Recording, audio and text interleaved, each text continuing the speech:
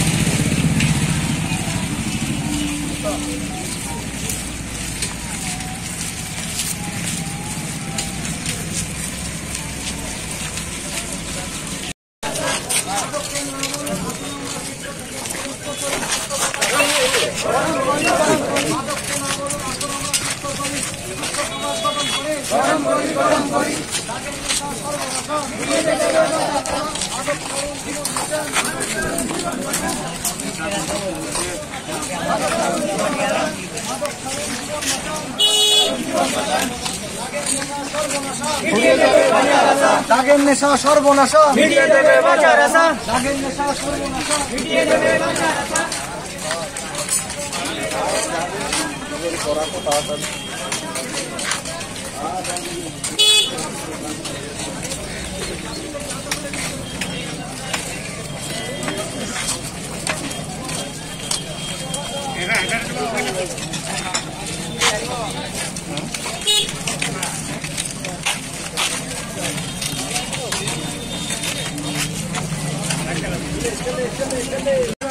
আজকে মাদক বিরোধী দিবস এই হিসেবে আমাদের